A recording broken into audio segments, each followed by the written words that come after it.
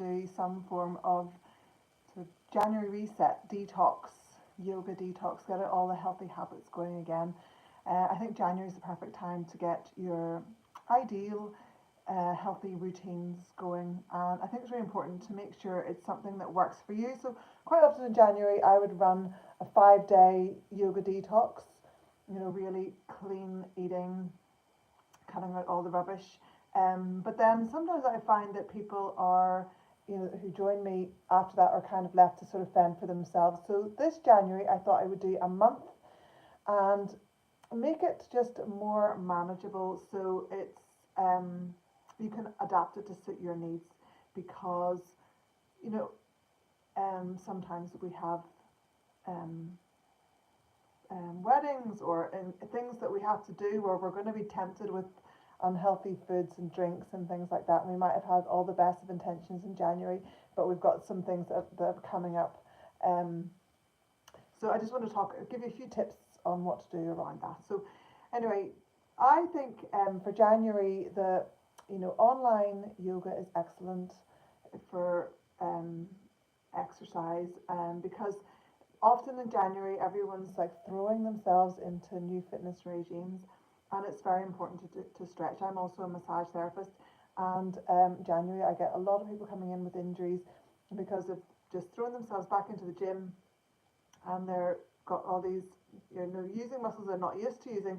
Problem is often they're using muscles which are overused already. If you're sitting at a desk for long periods of time, your shoulders can be already tight, and then you're throwing yourself into the gym and doing upper body strengthening, and it's just making things worse above unfortunately. So it's really important to make sure you've got really good self-care in place, and 15 minutes of yoga every day is very doable, and it's a great stretch, so it complements any other fitness regime that you might be doing, or it enhances any other fitness regime. But it's also, on a very busy day, if you want to try and do your bare minimal, 15 minutes is perfect. So that's why I like to just make it 15 minutes a day. If you've got more time, you can do more videos. Certainly in my program, I put videos up for the whole week, and quite often people, when they message me, I have a private WhatsApp group as well to keep people motivated. They put, their whys in, that they've done their yoga, and sometimes it's one why, just they've done their yoga, and maybe it's a busy day, and that's all they've managed to do. Or maybe there's 3 whys, they've done like a whole week's worth of yoga in one session. And the more yoga you do, the better you're going to feel. But if you don't do any, you always feel, I think you can kind of talk yourself into like, oh, I'm just tired this morning, I need a rest. But actually, if you just 15 minutes isn't going to really change your lie in. And also, the other thing that I also recommend is chair yoga. And if you don't manage to get your yoga done first thing in the morning, if that's the way you like to do your health and fitness first thing, then you can do it in the middle of the day, because you're not having to have a shower straight afterwards. If you're just doing 15 minutes of chair yoga, you could be sitting in your chair on your lunch break doing some stretches, whatever, listening up exercise and things like that, which would again really complement your work day. So the online yoga is great. You can fit it in whenever, anytime it suits.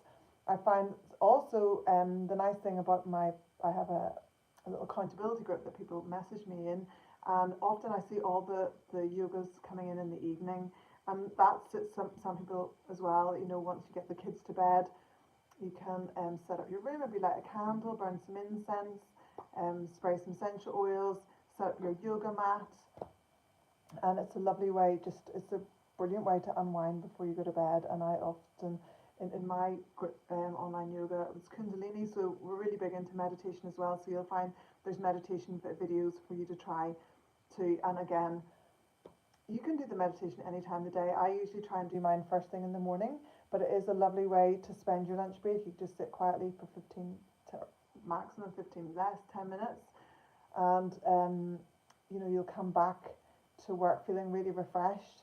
Or if you do it before bed at night, it's a really good way to switch off. And especially if you find that you're grinding your teeth and things like that, really, if you do some meditation and yoga before you go to bed, it's a great way just to consciously relax all your muscles before you go to sleep. So it's so good for your health. Like all the things we're talking about so far, it's You know, it's good for the physical body, but it's also very good for the mental body, and it's very good for your stress levels, reducing stress, helping you stay focused, coming back with being refreshed and having new creative ideas and everything as well.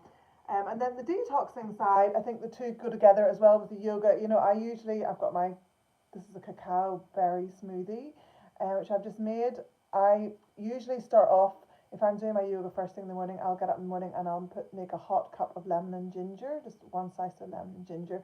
I find if I just boil the kettle, that doesn't wake anybody else in my house up, and it just really cleans the palate, feels really good.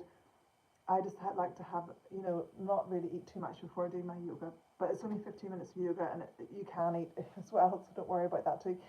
Um, and then I find when I'm doing my yoga, I sort of want to be healthy. There's this thing like if you go to a yoga class, for instance, I used to live in New York and I'd go off to a yoga class and I'd come out and I'd really be wanting a smoothie or something healthy to drink straight after. And the same thing if you're doing your yoga practice at home.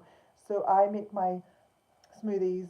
I know my January reset. I've been making smoothies for a long time, so I like to come up with some new ideas. And I've also got a whole recipe section for people to try smoothies and juices that they can use to have for breakfast, for instance, if they want to. Or you could drink this cacao in the evenings as well, instead of having, you know, something sweet. Um, the detoxing, I also find that for January, you know, depending on where you live, is kind of a cool time of the year generally for most of us. And so I have sips in there too, because some people would rather have vegetables, so they can have the juices, vegetable juices, and then if you'd rather have hot sips, I think that would be my next go-to. I'd start with my smoothies and maybe hot water and lemon, ginger, and things like that. And then I might even put some spice, you know, maybe have like a turmeric smoothie, or you can put chili in your drinks and things as well, just to spice them up a bit. And then I would have for my lunch, when I'm detoxing, I would have a nice soup, a nice hot soup. Again, you could add spices into that as well if you wanted to. And I have loads of really nice recipes for people to try, because again, I think you can get into a pattern of having the same old juices and the same smoothies and the same soups, and I think it's good to just change things up. It's good for your you know, to try some new things and find some new recipes, new favorite recipes. Um, so the detoxing goes really well with yoga. They've been doing detoxing and fasting for yoga for years and years, because it's actually easier to do the yoga poses when you're a little bit thinner or slimmer around the middle, for instance. Ideally, the yogis prefer vegetarian, vegan diets, but you know, a lot of the yoga poses will help the detox. For instance, you know, your liver, for instance, is on the right side, and anything that sort of compresses the liver, you know, so if you're lifting your leg up like that, you're sort of gently massaging the organs. You know, any kind of twisting from side to side is helping with the digestion. You know, maybe having the legs up is good for the circulation. So just it's so important to move your body. I can't stress it enough. Um, you really do need to incorporate some movement into your day. I like to do my yoga. I also like to sometimes go for a short runs. You know, get the sweat a little bit. But I wouldn't be able to run, I don't think, if I wasn't doing my yoga, because it's a really good stretch around that as well. So like I said, the yoga complements everything, and the detoxing, you'll feel so much better in yourself when you start to have a cleaner diet and you're having your sips and your smoothies and your healthy drinks, and you'll start to feel like you're getting control of your eating habits again. You know, I would also recommend, if you're trying to eat healthily, you know, to watch what you're putting in your trolley when you're doing your shopping. You know, try and get rid of the stuff out of your cupboards. Don't feel like you have to eat the whole cake. You know, you could give it to somebody else, or, you know, kids, or get somebody else to eat it for you. You know, if you're coming into January and you still have unhealthy foods in your cupboards, it can be it can be a really cruel temptation for yourself to have like a box of donuts in your fridge or whatever whenever you're trying to do a detox. So try and clear a lot of those things out if you don't want to. You know, if you're trying to avoid dairy, switch your milks out into non-dairy milks and things like that. So before you begin, make it easier for yourself and buy lots of yummy, healthy things. You know, I really love eating dates, for instance, and nuts. You know, dried fruit, even really nice healthy snacks. The cacao is excellent. I put that in my smoothies and hot drinks. Um, I'll buy lots of new herbal teas to try, try and cut down the caffeine and all of those sort of things. But like I said, it's a 30-day reset, and so this is the sort of one. It's a little bit more gentle on yourself. If you have a day where, for instance, you're meeting your friends for coffee, you can still go and meet your friends for coffee, and then try and get back on track. So the detoxing as well, we do that. You're physically detoxing, doing the yoga and the stretches, and having the healthy drinks and food. You're also emotionally and mentally detoxing when you're doing the meditation. You're trying to clear your mind. It's just so good for you on all levels as well. It's a lovely spiritual connection doing your yoga. To people in the WhatsApp group were often sending me lovely pictures of, like last night we had a beautiful crescent moon and a star, and sometimes they see the aurora borealis and things like that. I think it really connects you to nature and the outdoors as well, your spiritual connection. So for this fasting, for this January reset as well, I thought I would include some intermittent fasting because for me and my yoga group, we've done apple juice fast, 3-day apple juice fast. We did one in September, and we do usually a 5-day really clean up detox. The last challenge we did a fast, and then we moved straight into intermittent fasting, and it seemed to go really well. So I thought for this month, for January, we would go back into some of the intermittent fasting. So really for that, I personally really like it because you do feel like you're losing any extra weight. Seems to go off the middle first, which is very good. And it's just trying to sort of reduce. I find intermittent fasting makes me really sort of eat less on the whole, and hold off eating. So the kind of the idea behind it, if you read any of Dr. Mindy Pell's, really like her books, like Fast Like a Girl. She thinks that you should look at your monthly cycle as well, so that you're not fasting just before you have your period. Or the same thing is that if you're training to do a marathon in January, you don't really want to be fasting on your long training days, for instance, like that. So it's flexible. You change the fasting to suit your needs, the days that work. I certainly find the fasting easiest on my busy days where I'm running around and I don't really have time to eat anyway. It works really well then. So you could ideally, I find it harder to stop eating earlier in the evening. I find it easier to put off my breakfast. So you're trying to start with maybe a 12-hour fasting period in your day, which includes your sleep. So you could say stop eating at 8 o'clock and start eating at 8 in the morning, something like that. I find it's probably more likely to be like 9 when I have my last thing to eat, and then maybe so for 12 hours fasting it would be 9 in the morning. And then you want to start pushing that back, because the longer you leave your fasting period for, the more you're going to be breaking down all the sugar in your body and then starting to break down the fats. So the idea is, to build it up to like maybe from 12 hours to 14 hours, and then maybe up to 16 hours, and then ultimately maybe up to even just one meal a day. I certainly could survive quite well on 2 meals a day.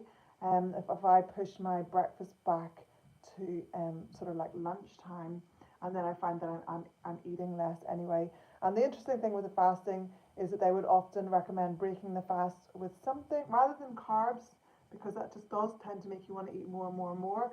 If you have something that's got a little bit of fat in it, a bit more like the paleo diet, then it's sort of more satisfying. So I have included in the recipes some smoothies, for instance, which would maybe be creamy. Like you could have things like avocado in your smoothies, or the cacao nuts, for instance, nut butters and things like that in your smoothies and your drinks as well. And even the soups, if you wanted to, you could add a little bit of like creme fraiche or something like that if you have that in your diet. So again, adapt to suit your needs. So that's kind of how the month's going to go. I would love to try and do the one meal a day. I'm not sure if I'll manage that, but again, the motivation of the group and watching everyone's feedback coming in is a really good inspiration, because you're like, gosh, you're scrolling through, look what she did, 20 hours today, my gosh, it's incredible. So it does make you think, I'm going to try this. So it is good having other people with you when you're doing these sort of things for the month. And it's nice to just really maybe reflect which parts you're enjoying the most as you're going along. Maybe the yoga, or which smoothies and drinks that you like the best, or sips and things like that too. So yeah, so if you want some motivation and help doing a January reset, and you want to start get some nice healthy routines going around food and exercise, maybe to help you de-stress, yoga, meditation, that sort of thing, you're very welcome to join my January detox. It starts on Monday, the 6th of January, so a couple of days away, and I'll put the link below. And if you enjoy this, you're welcome to subscribe to my channel. I talk a lot about different types of fasting and detoxing and ways to implement healthy routines into your lifestyle. Anyway, thanks for watching. Bye.